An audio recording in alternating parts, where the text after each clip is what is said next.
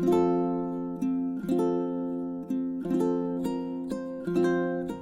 I am Jenny Kaswala and I am the ITS tutor for EduWorld International. In my earlier videos, I have just mentioned that we take one module per day. Today, we are going to talk about the writing module. Writing is the last exam in your LRW, that is listening, reading, and writing is the last test during your paper-based test. In writing, you get 1 hour to complete your 2 tasks. Task 1 for academic is basically the graphs, the bar charts, and you have to write a report writing. When you talk about general training, it's letter writing.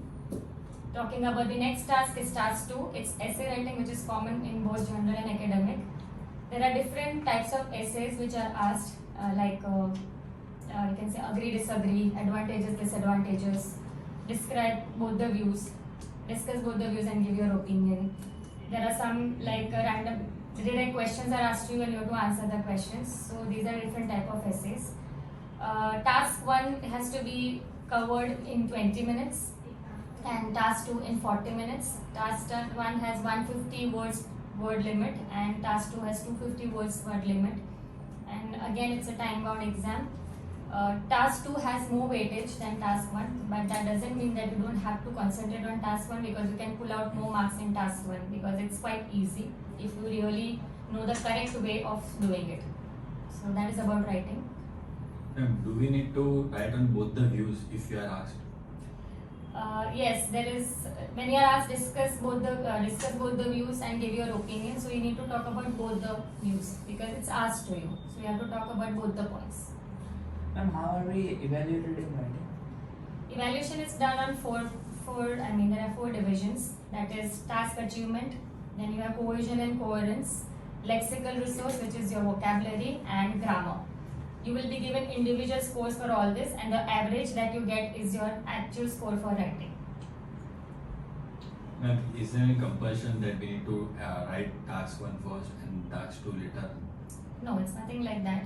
But actually, task 2 needs more time because you need a little planning for that. Task 1, you already know what you have to write because there is a diagram given to you and you have to explain it.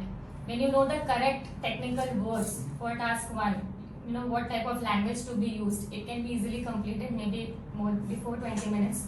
So whatever time you save in task 1 can be utilized for your task 2 because task 2, I would say that you should plan it well.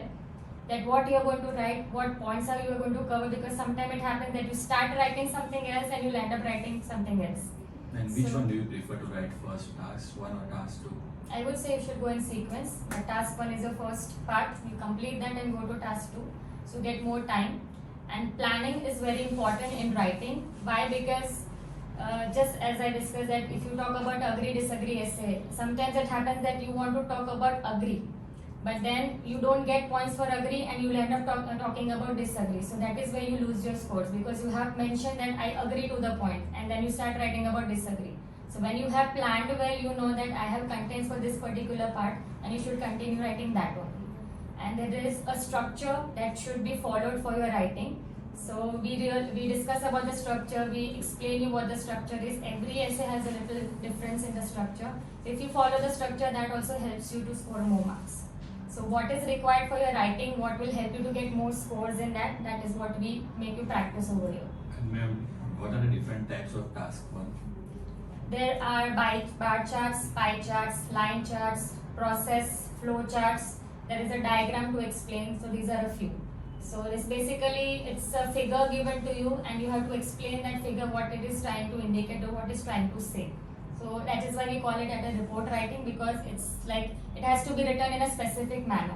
So that is what you need to practice. And if you really are thorough with that pattern, you can really score good in task 1. And task 2 is your basics, your English and vocab. So we can work on that as well. Okay. Thank you.